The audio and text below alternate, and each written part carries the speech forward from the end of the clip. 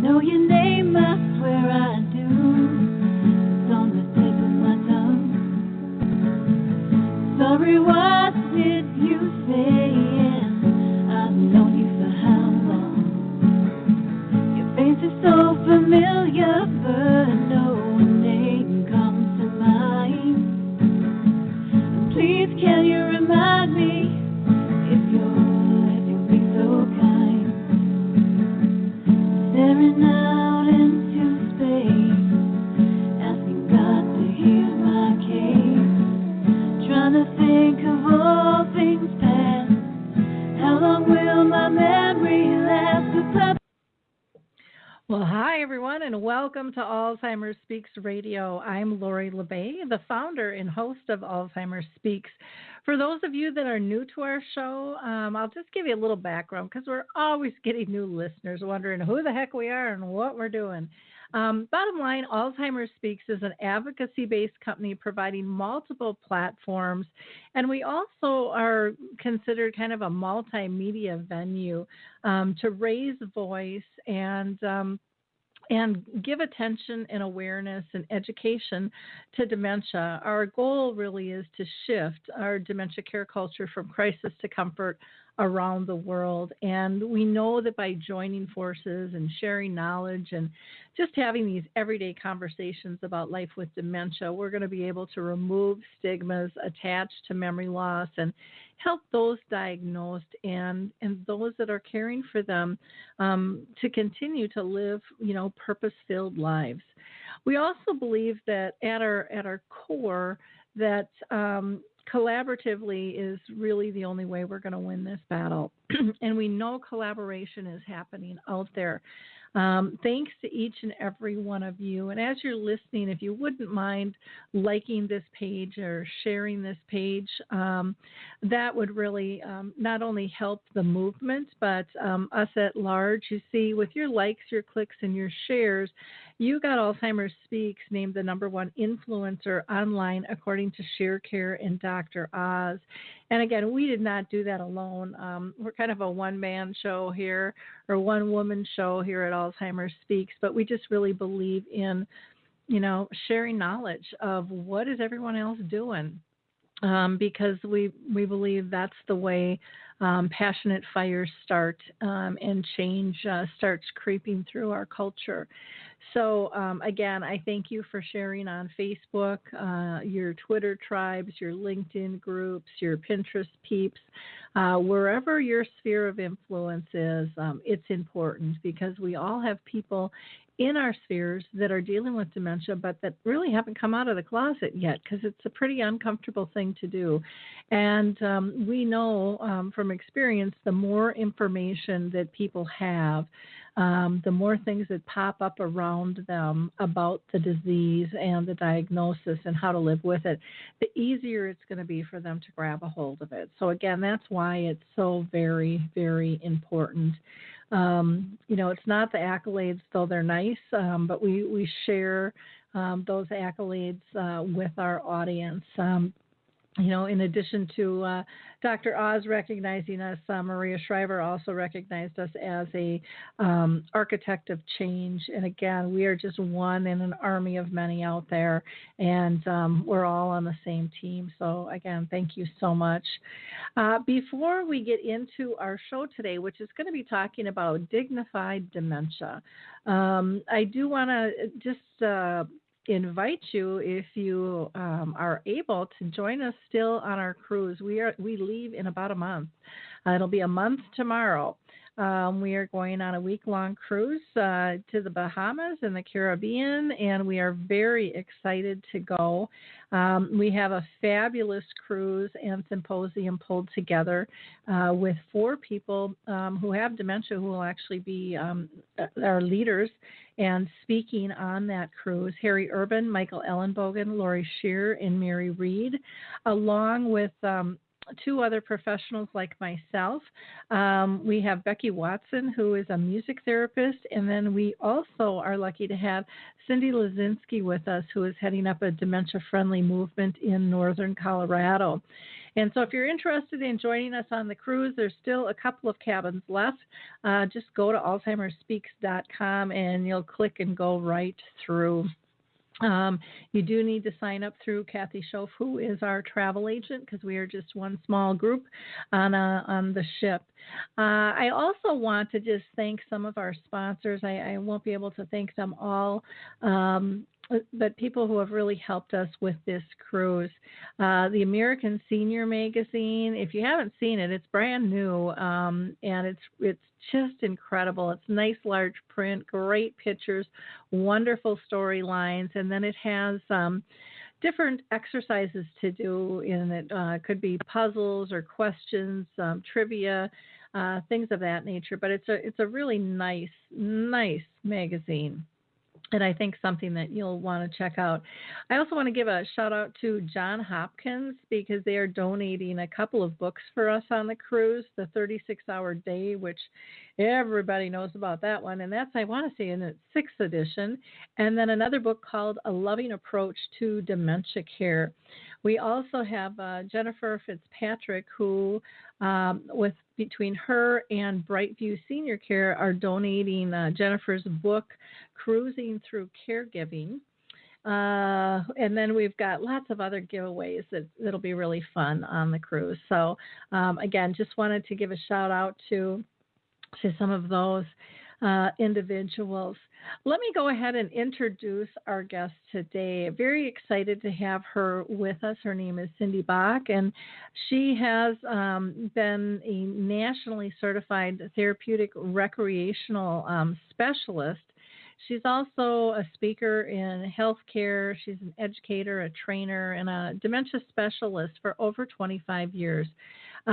Cindy really demonstrates the compassion and understanding that is needed and deserved with cognitive and behavioral challenges that are pressing so many people and so many families. So we are really excited to have Cindy with us. She is going to talk about how to dignify your approach when dealing with individuals who may have some cognitive or physical disabilities as well, or I should say abilities, and show how to strengthen what it is they still can do, and for them to be able to maintain their highest level of functioning. So welcome, Cindy. How are you today? Oh, let's see. We don't have her quite with us. Let me try this again. Cindy, you there? I'm here. Good morning. Okay. Well, good. Gotcha. On the line. Had a little technical difficulty, which was my error there. So I apologize for that. Cindy, before we get started with our line of questions, I always like our listeners to know if our guests have been personally touched in some way by dementia, with family or friends or a loved one. Yes, I probably would say it started when I was 18. It started with cognitive brain changes for a little 3-year-old that I was very fond of and looked after. And he had a near drowning experience, which propelled me to learn so much more about what happens to the body, physically, mentally, and spiritually, when the brain is changing. And from there, that kind of moved me forward through various populations and to the geriatric population facing a lot of cognitive and physical challenges. Because I realized that with all the handicaps we all have, we still have a lot of remaining strengths. And that has been my ultimate goal, is to focus on helping them succeed with the goals remaining. Okay, wonderful. It's when you're touched, it really does just change your approach and your outlook and everything. You just want to help the next guy, and so I appreciate you kind of stepping up and stepping out to do just that. You call yourself a Dignified Dementia Coach. Can you tell people what exactly that is? Yes. I have a very mindful approach of meeting each individual where they are at that moment of whatever they're going through. And some of our seniors with dementia have other comorbidity issues with anxiety, depression. So looking at the whole person as they are, helping to tailor specific programs, activities that will enhance their cognitive and physical functioning moment by moment. Okay, wonderful. Why don't you tell us a little bit about what activities, do you think are the most important on a daily basis when you're dealing with a loved one, or could be a client or a resident, to kind of help them maintain their well-being? Well, first of all, I want to say we've heard throughout our life how important exercise is, and I can't emphasize enough how important exercise is twice a day for individuals with different levels of dementia, because exercise, both in the AM and the PM, it both energizes us and it calms us down. And we know that it also helps recalibrate our emotions. So being active, especially when your hands are busy doing something physically, it also helps the mind. So I've always incorporated exercises with my individual and my group clients because I've seen the additional benefits on their neurological test scores of how they are able to take that energy after exercising and be able to be more verbal and participate in other activities that involve using their cognition.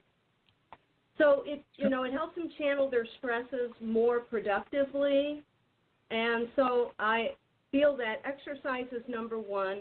I can't emphasize enough the importance of social connection. Everything we do is relational, and relationships are always the foundation of what we do with people, regardless of what their limitations are. Sensory stimulation kind of opens up language areas, like, for example, if you had some fragrances that were related to the kitchen, some fragrances actually stimulate appetite. So for someone who doesn't have a good appetite, perhaps encouraging and enhancing that by offering them fragrant smells that they have been interested in could help that. Reminiscing, where it's not just the photographs, but, sharing experiences that we as loved ones have enjoyed with them over the years, and validating those efforts and what we appreciate about their contributions can also make a big difference. But the bottom line is everything we do throughout the day with someone with dementia is an activity, and I call it formal and informal. The informal are the things that we do, like hygiene and grooming and meal preparation, and the formal are more of the scheduled holidays, appointment activities that don't happen on a daily basis. Okay, well, that makes sense, and I think it's good for people to look at everything, as an activity, because I don't know, the word activity to me always brings kind of a smile to my face. It's something going to be fun to do, and I think a lot of times we look at those mundane, routine things as really boring, and it gives us an opportunity to kind of step outside the box, and maybe, if it's singing in the shower, when you're getting dressed, or dancing, or just adding a little bit to it where you've got some of that movement and some of that personal interaction too.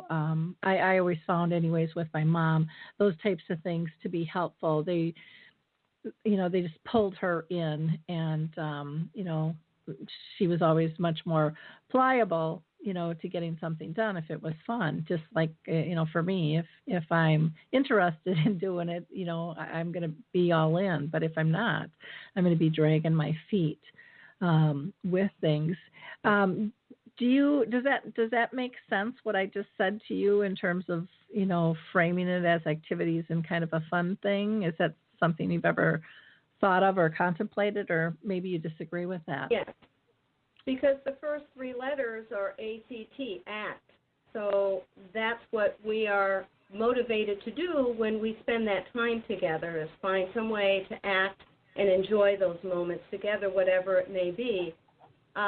One of my experiences was visiting a woman in her home, and while she was finishing her meal, the caregiver proceeded to take everything away, and the restless anxiety persisted. I observed that, and I had encouraged that perhaps we integrate this individual who was delightful into helping. And what a big difference it was for her to help load the dishwasher instead of sitting there anxiously awaiting what is going to happen next.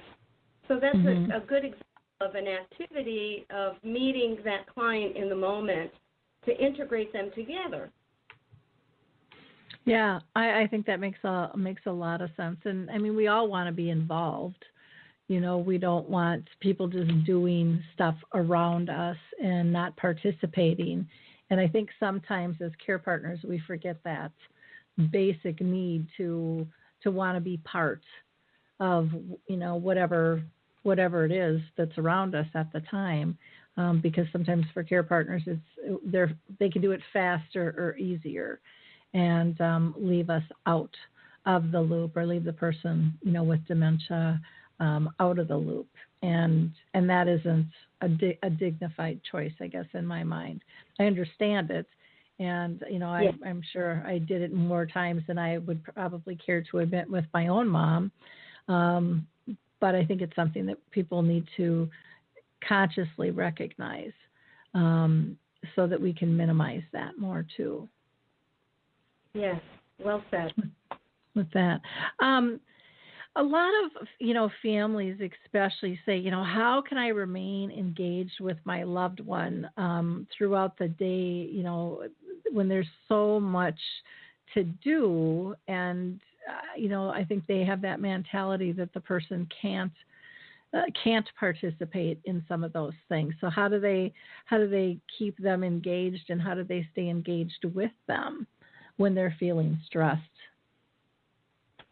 I think one thing we're not always aware of is our own presence and the importance of that, because being present in the moment of meeting them where they are, because we all have competing priorities, and that can definitely be felt by the person and our loved ones that we're taking care of if we're trying to accomplish so many of their needs and our needs and family needs.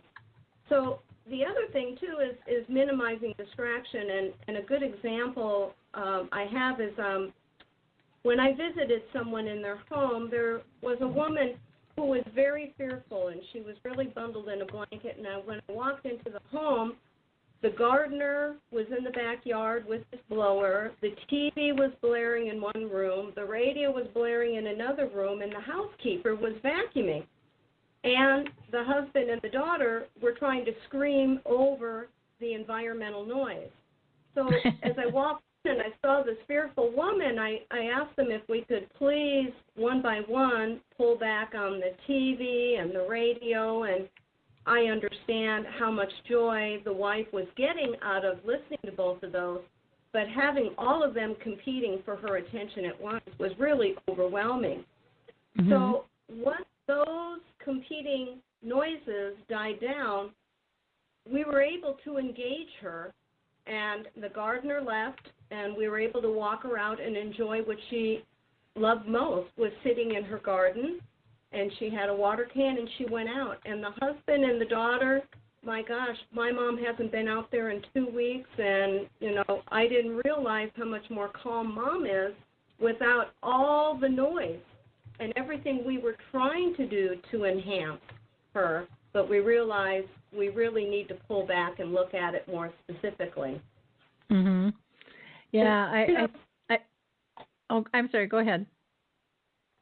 No, I was going to say anticipating the changes when they occur is another way to be engaged with the loved one. So, for example, if Mom or Dad has a lot of energy more in the morning than in the afternoon, that might be when we want to plan to do more of the busier activities and then slowly pull back and not do as much in the afternoon so it doesn't trigger, any wanted discomfort or behavioral challenges. Mhm. Yeah, it is. I think it really is getting people to consciously check out, not only what's going on with the person, but the environment. And then also with our own selves. What messages, what nonverbals are we giving off? Because sometimes they can be contradictory. We try to pretend like we're calm and in control, and yet everything about us is showing our angst, and that we're feeling rushed. And a person with dementia is now reading in and seeing, this kind of almost combative signals, that aren't matching up, and sometimes they can't communicate that to us directly. So we have to be more in sync with ourselves and with our own messaging. You remind me of a situation where a very loving daughter came to meet her mom in the afternoon, and her mom had had a great day attending all the programs that were in this community. And the daughter came in very anxious and rushed, and she still had to go home and take care of her family and, rushed away from work. And she came into the community, and she came up to her mom, gave her a kiss, and grabbed her mom's hand and said, "Mom, I need you to come with me. I got to show you something." The energy at that moment was so rapid and confusing that Mom pulled her hand away and said, "No." And so the daughter turned back around to address who she was. And the daughter says, "I don't have much time, Mom. Please come with me." And Mom said, "No, please go home."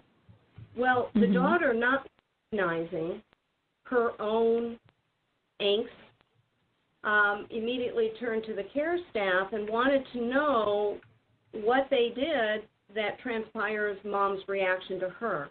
So that lack of awareness created a problem. But we were able to help the daughter understand and, come to terms with how we present ourselves in any given moment. Mhm. Yeah, so that is so important, and it's always easy to try to point the finger at somebody else. What did they do? When a lot of times it's us. It isn't what somebody else did. It's taking the time to look at ourselves, and that's usually the last place we want to look at.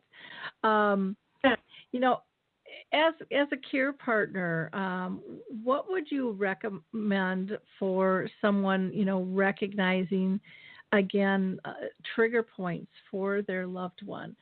How do you decipher all that stuff? Well, you started to touch on that a little bit earlier, and it all involves our energy and how we step into their moment in any situation. If we're rushed, we're anxious, we know ourselves without having cognitive impairment, how it feels to be in the company of somebody who's large and in charge, or somebody who's dominating or overly controlling. We don't intend to do that. We're trying to be really helpful, but we don't realize that that's a huge trigger if we were just to pull back and be mindful of our energy. I know for myself, I found this out to be true when I was working at a hospital, and I had a group of individuals, and this woman with mild cognitive impairment would come in and she would leave. She wouldn't necessarily stay for the sessions. And with further conversations, I found out my energy was too much for her. She said, "You're very happy. I'm not happy. I don't want to feel like I have to be happy." That was so important for me to learn how to modulate my own energy and how I approach other people to match where they are. And sometimes that can make a big difference when we're working with our loved ones with dementia, because they can't regulate their emotions, but we can. We can change to be there for them instead of expecting their behaviors to change. And what we don't realize about the energy component is those with dementia, because they can't regulate their emotions, that energy that's unwanted might perpetuate for the next 24, 48 hours without us really realizing that we might have triggered that. Mhm. How does one decipher if that's, how long ago it happened? Let's say I walk in the next day and my mom is very angry. How do I figure something like that out, or is that not even important to figure out? I don't think it's important to revisit the emotion because our goal is to enhance their quality of experience and to focus on helping them enjoy wherever they are in the moment. Whether it's complimenting or validating their efforts while they're participating in an activity with another care partner or in a class. It's looking at enhancing and really elaborating on what is going well, looking for those windows of opportunity that don't always step up. Because a lot of individuals are what I consider a moving target. We don't know from moment to moment what's going to occur. And so, trying to be mindful of what we impart in our relationship with them when we're working with them can really make a big difference. And it's also, the dialogue and reframing. And I know that we've all have been working really mindful of how to shorten our phrases and our statements to help them communicate with us more effectively. Okay. One of the things I think that families can struggle with too is looking at where to get services to maybe assist them in preparing to be a care partner, or it could even be a community who wants to educate their staff. And there are some things out there that are free, and then others that cost you money to invest in. Do you have any tips in terms of how to look at that and how to figure out what's best for your situation? Well, first of all, I think we're all blessed that there are numerous resources that are available to us to help us understand and learn more about how to be effective with our communication and then our engagement with our loved one. And I know from my experience that a lot of the free services are more informational. They're not necessarily a hands-on approach to how to simplify and be successful with the activities. So, hiring a qualified professional or a service actually expands the learning process by having more resources hands-on.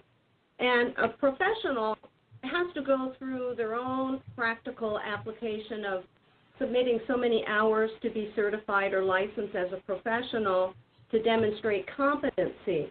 So in the learning process as a professional, you're put on the front line to anticipate, to learn, to understand, to help diffuse and help build positive relationships with all those that you come in contact with. And there's a lot of wonderful people who are attending a lot of these free resources, gathering a lot of information, reading some very valuable books, as you mentioned earlier in the introduction. There's so many resources. But unless you've actually had a chance to apply those skills in helping someone, they won't necessarily make sense, and the techniques might not be as effective as if you have a professional guiding you, navigating you, and coaching you on how to be more specific with your loved one where they're at. Okay. Well, that makes sense. I know a lot of times people will ask me about, do I get free? Do I look for volunteers? Do I hire maybe somebody in to help with respite? Or do I hire a friend and not go through a company? Any advice on that? And then in terms of framing it with dignified, I guess, service and approach. Well, I like to encourage people to explore several options before they make one decision because it's true like with ours with dementia. we aren't always effective with each individual we meet, and sometimes we defer to someone else that has more of a relational component with them. But, as far as the skill sets, I think it's appropriate and it's necessary for all of us, to check in with one another to find out more about our background, our experience, and situations that may have not been comfortable that they've had to deal with, and how does that client, how could they help their loved one work through any behavioral challenges that come up. I had an individual who was the staff thought was sexually inappropriate, and I went in to meet this individual. His name was John, a very dignified and accomplished individual. However, the female staff felt like he was overly flirtatious and touchy, and they felt it was inappropriate. And there were some automatic assumptions that weren't accurate. So as I met this individual, he initiated his proposal to be intimate with me. And I listened to him, and I said, being intimate through the course of life is important. I understand that you like to be close to people. And he said, yes, I want to be close to everyone. And he initiated action towards me, and I just calmly held his hand and said, John, I came in because I like you, you're an intelligent person, and I wanted to have an intelligent conversation with you over coffee. And it shifted that momentum where he says, well, by golly, why didn't you say so in the first place? So he got up his arm in me, and he escorted me, and we went to the cafe and had a delightful conversation and a cup of coffee, and the behaviors were dampened. They didn't reoccur. And so, that's an example of, sometimes what we can do to help make a difference. And the staff, since then, I know were given adequate information on how they can be more present and not take it personal and feel more confident. Because I think critical skills is really important for all of us, and we want to be better at that so that we can keep that positive energy for each person we're serving, especially our loved ones. Mm-hmm. Well, and what you did was a prime redirect, the engagement, and he was totally fine with that, instead of going down a path that he may or may not have really even wanted. I mean, sometimes you don't know, depending on where a person is in the disease process, what they say or what they do sometimes, just like with the rest of us, doesn't align with what they're really thinking or wanting. And so I think it can be dangerous to kind of jump down that rabbit hole, and coming in with a different approach they had to have just been shocked, I would imagine, to see that you were able to redirect him so simply. Yes, I was glad that it was a successful experience, especially for him, and how that kind of transcends to others. And I wanted to come back to your question about, how do we go looking for professionals? One of the questions families can say are you offering any workshops? Are you going to be speaking anywhere about what you do so that I may attend? That might be another way to get to know that individual before you consider bringing them on, to help your loved one. Yep. And that's a frequent question that's been asked of myself, so that they get a chance, to know more about who I am and what I have to offer, and that's aside from, the one-to-one initial meeting.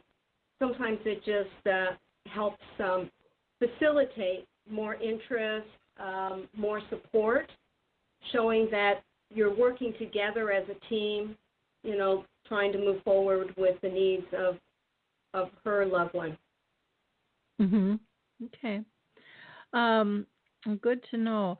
Can you tell our audience, give us some tips on what are some good ways to kind of up their cooperation in a variety of situations, because I think we all get stumped when somebody says no. And then if we feel like we're not communicating well, or we're short on time, or we're overly stressed out, I mean, all of that stuff just adds into a not so good situation. So what are some ways to improve kind of getting that yes factor, that buy-in from a person with dementia? Are there any tips or tricks that you have? Yeah, there's a few things that I've experienced. You know, one is the ambiance of the environment, and one of the things we can do is try to emulate what is the routines like for the individuals we're serving in a community or individually. So, for example, if a care partner is trying to get Mrs. Smith up and get her ready for the day and she's not responding, well, we can do something that makes us feel like we are more relational and connected to her. Say, you know, Mrs. Smith, I have your half a cup of coffee with 1 sugar and 2 creamers, just the way you like it. I know that that's important to you first thing in the morning. And what we're trying to help them relay is that we know you, and they get that feeling like they know me. It's kind of like the TV show Cheers. Sometimes you want to go where everyone knows your name. And individuals with dementia maintain their name throughout the course of their life. The other thing you mentioned earlier about the showering and making it unique, and, you know, I akin that to like a spa experience. If they're reluctant for showers, it's, you know, making sure the room's warm, the towels are there, and not only everything is set up, playing their favorite music, having lotion on hand, so that as you're going through the dressing process after they come out of the shower, you give them a hand massage, a foot massage. And, you know, there's a lot of dignified older women who are used to pampering themselves, and that's another way to tie in to get their cooperation with whatever we're encouraging them to do. For a gentleman, I mean, in the sports season, we've got football season, got the baseball playoffs. Sometimes it's sparking that interest that they have. Hey, Tim, the Chargers are playing today. Let's get your jersey on. We don't want you to miss the game. You know, that could be another approach to getting them involved because it taps into their personal interests. There's 3 things, Lori, that I think is so important that I address, and I think we all are doing the best we can with that. And that is, they want to know, do you see me?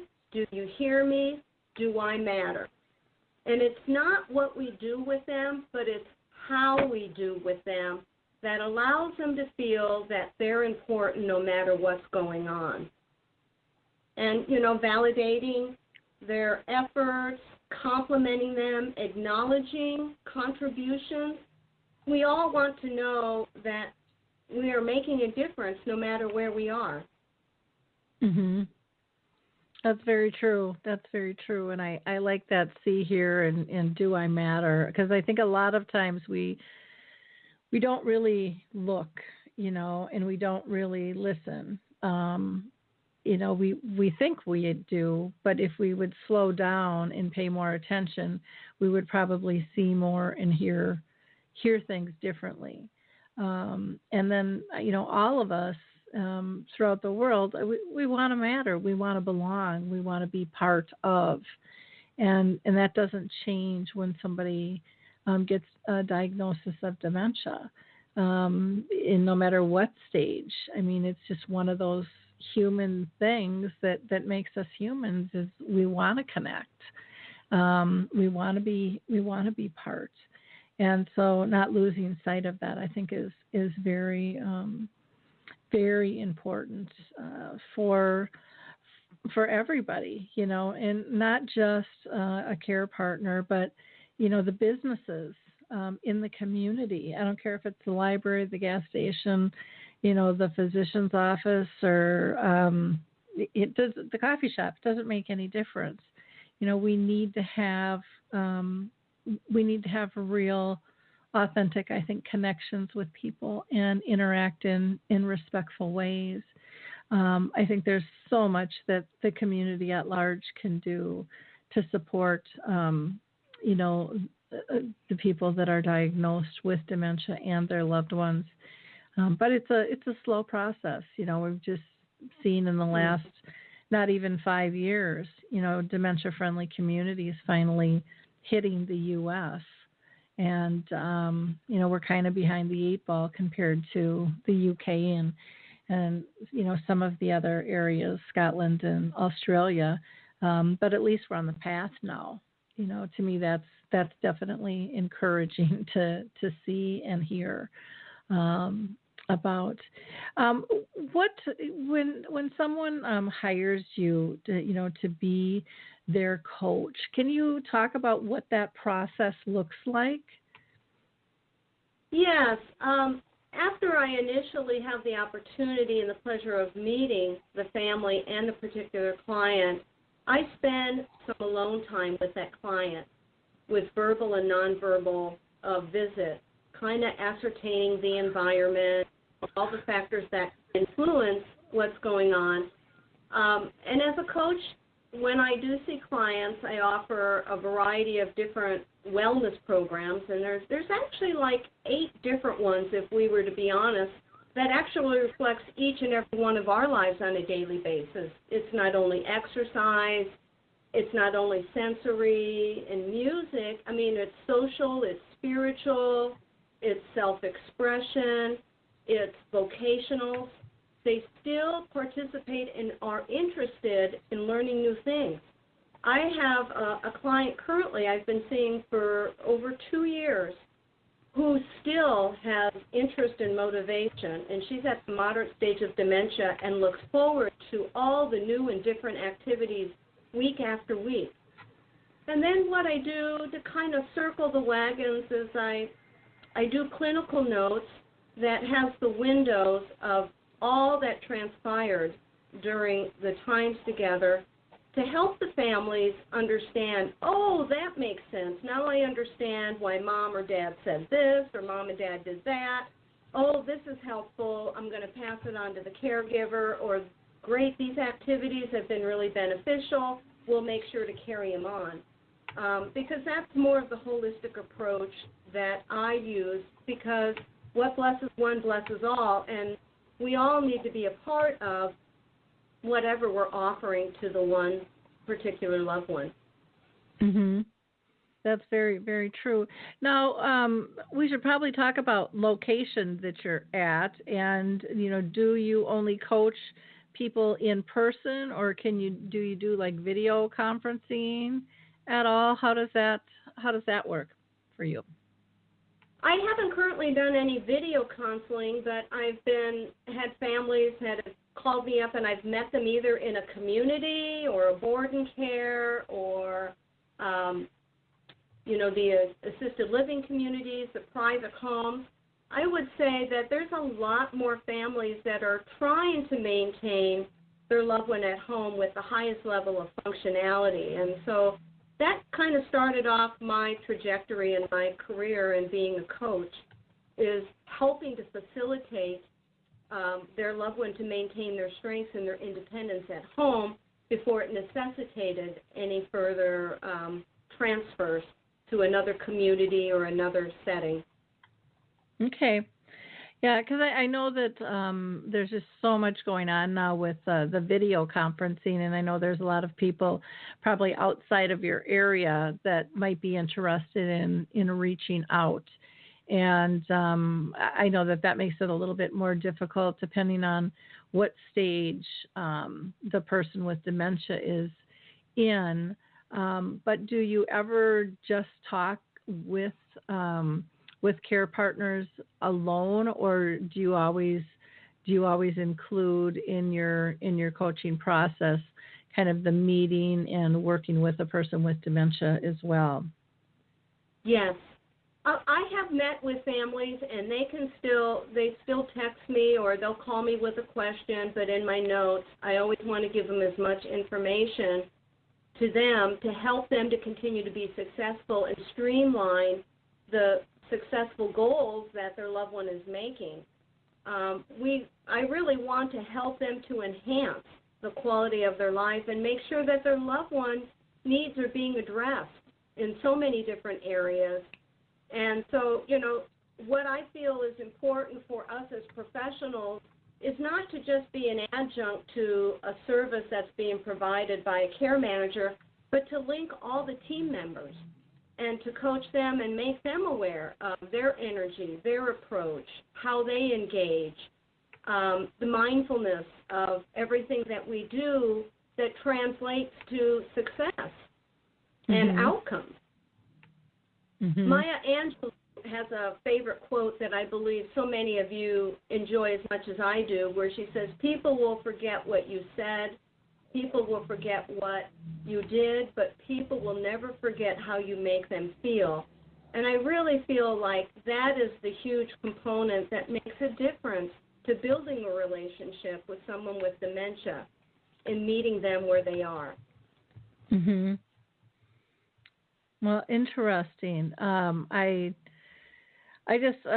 think everybody needs support through this process, and sometimes it's hard to find in your own backyard, and it's scary to reach out to, because what can someone expect? So will you sit down with the family and kind of make some goals or prioritize their needs, or do they get a formal plan, or is it just chatting? How does that work? Well, great question. Thank you. No, when I meet with the family, sometimes they want to exclude their loved one, and I explain to them that this whole process is like a mobile. When one piece moves, they all move. So we're all affected directly or indirectly from what is going on with mom or dad or any loved one. So I like to include the loved one there. And so I speak to the family from the viewpoint of the individual who is experiencing the cognitive deficit, saying, I like how you said that. I know that I feel better when you say my name all the time when you ask me to do something. And I've had clients who normally don't speak up will say, yes, listen to her. And the family will look like, oh, my gosh. So first of all, I want to integrate and kind of see what the dynamics are and who are the influential individuals that are a major part of the caretaking so that I can direct the necessary information to them to help them get that out for the other families. And then leading by an example, they get a chance to see she does connect with them, and she's helping us to understand how we connect. And then I sit down and I make suggestions as a starting point of where that individual is at that moment and where the family is, of how we can begin with specialized programs to improve communication, cooperation, behavior, engagement, all those other pieces.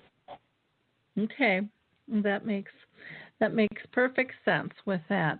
When it comes to coaching, is there a time frame or a structure to it that people can expect? Is it I'm sure some listeners are going, is this a one-time thing, or is this a 6-month thing, or what's the frequency and the length of time? Is there a standard, or is it kind of a go with the flow, per family? Well, it actually depends on the individual who needs the treatment. So, I don't advocate rushing in and doing it 2 or 3 times a week without getting comfortable, because as we know, people with dementia are not comfortable with change. So, you want to slowly integrate and bring up the cadence. I usually feel that anywhere from 4 to 6 weeks is a decent time frame if it's once a week to kind of gather enough information and to help shape what's going on for that individual to remain successful. And then the families can decide from there what they want. Usually I would want to pull back and allow that individual to be successful because it's what is most tolerable for that individual. It's not what I think needs to happen. I want to meet that client where they are. So being that I'm a new person, I'm going to start off slow and kind of see how they shift in the momentum and how they're able to tolerate the services. So some clients will have me there for a 2-hour window, and I'll do 4 different activity segments based on what the goals are that we're trying to accomplish. And then I follow up later with the family with notes to the various components of what we worked on and where we started, where we're going, what was discovered that the family may want to know or hear. Sometimes clients share traumatic experiences that families have never known, and it's not that it traumatizes them where they don't participate, but they want other people to know what's going on. It might explain why they're not sleeping, why they're restless, why they're agitated. So being able to share with the family what was said and how it was said might help them to be more aware of how to address situations that might come up in the future. Okay. So, there's all different types of coaching and stuff. So you go in and actually do, I thought I heard you say that you go in and do some activities with the person with dementia and then kind of report back. Did I hear that correctly? I've done that. I've also met caregivers where they are in the home with the loved one and walk them through the paces and helped explain as we go, with myself being someone with cognitive deficits so that that individual doesn't feel like what's going on. Because we never want to talk to a caregiver while our loved one's present as though they're not. We always want them to feel included at any capacity. So I modulate how I express what needs to be expressed so that it's effective for the caregiver to connect with that loved one. Okay. Well, that makes sense. Cindy, is there anything else that we haven't covered that you would like our audience to know? I'm thinking we've covered a lot of area in particular. Haven't thought of anything else at the moment. No, I feel like we all are gifted and we all have an abundance of energy and resources. And I think the most important thing is to be aware of how we use our energy and resources to really build a more solid relationship with those we care for and our loved ones. That's really what I wanted to add here because I've met so many wonderful people on this journey, and we all have to be a student and a teacher in this process in order to really connect and make a difference and allow each other to feel that they matter. And when we can embrace that, what a difference it will be in our care skills. Yeah. Oh, I totally agree. Now, for people to reach out to you, the best is to email you. Is that correct?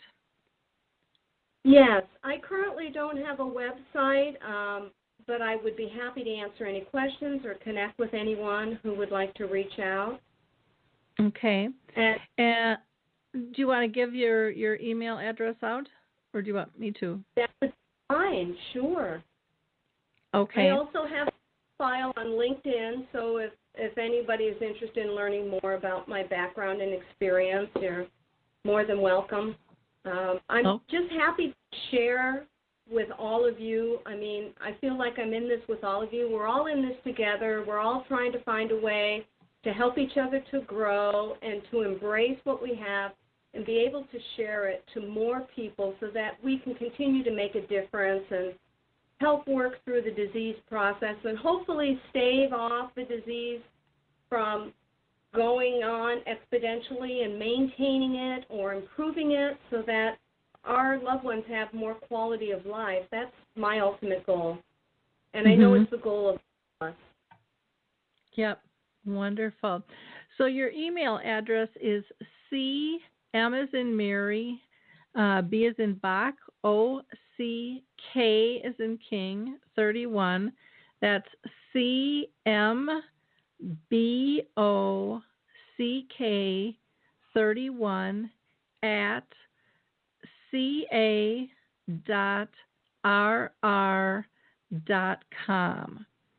And Yes. feel free to reach out to Cindy. She would love to talk with you and see how she could assist you, and or your family, or maybe you're an organization that's just looking for some training and would like to talk with her further, or a speaker for an event.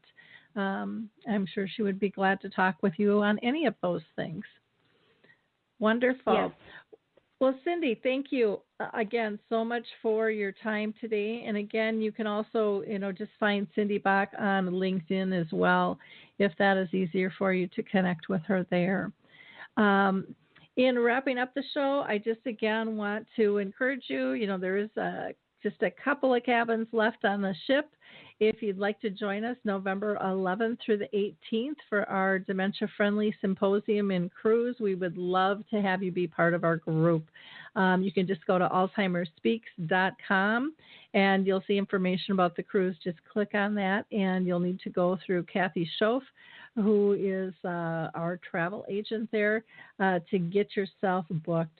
All of our shows here on Alzheimer's Speaks Radio are archived, and so we've got, I want to say close to 6 years now of shows, so there's lots to listen to, and you can share any of those shows. Our most recent ones, we had Cheryl Stevenson on, and she is diagnosed with MCI, or mild cognitive impairment, and she talked about how relationships change once you have a diagnosis, and what that looks like, what that feels like.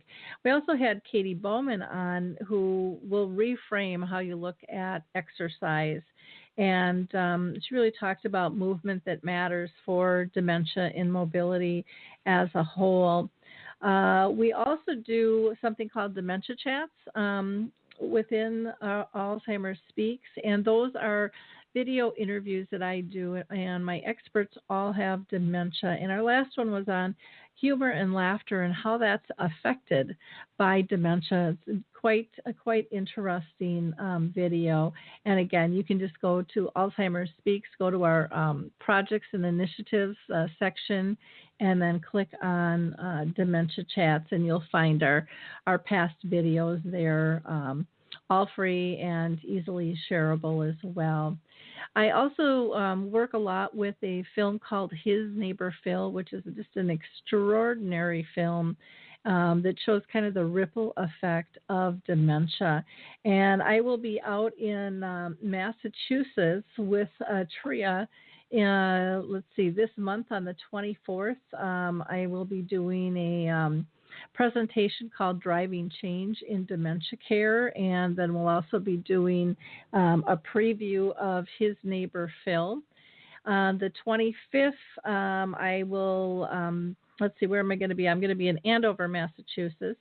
On the 25th, doing the same thing, a screening of His Neighbor Phil along with a public presentation. And then on the 26th, I'll be in Stratford, Connecticut, where I'll be doing a program, Driving Change in Dementia Care, in the morning, and then I'll be at Waterford, Connecticut, at Atria in the afternoon. So if you're out that way and interested, reach out to me or reach out to Atria, and we'll get you set up to come and be part of either one or all of those presentations.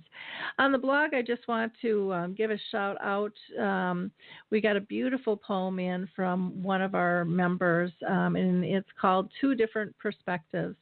And I think you'll enjoy both of those. We also have a great article by Jennifer Fitzpatrick that is titled Stop Asking How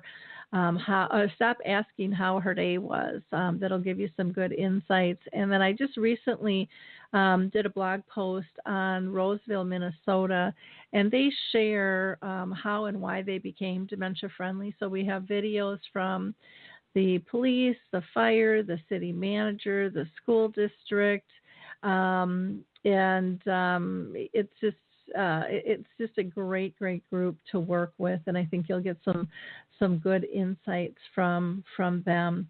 In wrapping up, I just want to shout out to the Alzheimer's Research and Prevention Foundation too. Their brain longevity therapy training is coming up October 19th to the 22nd in California, and that might be something that you want to find more information on. Just go to alzheimersprevention.org, alzheimersprevention.org. I know you won't be disappointed. They really always put on quality performances and educational programs. Let's see. On our homepage, too, you can also download helpful tips for engaging somebody with dementia that might be useful as well. Again, I want to thank Cindy Bock so much for joining us today. It's been a great experience with wonderful information. We'll talk to y'all soon. Bye now. Bye.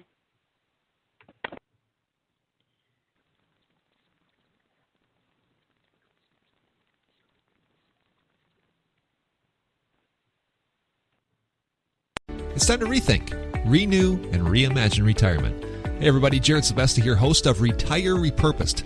Now this podcast is about the non-financial parts of retirement, which many times can be even more challenging than the financial. We believe retirement is not the end, rather the beginning of what could be the most impactful, purposeful, and fulfilling season of a person's life. So don't retire, become repurposed. To listen now, search Retire Repurposed on your favorite podcast platform, Senior Resource, or Life Audio.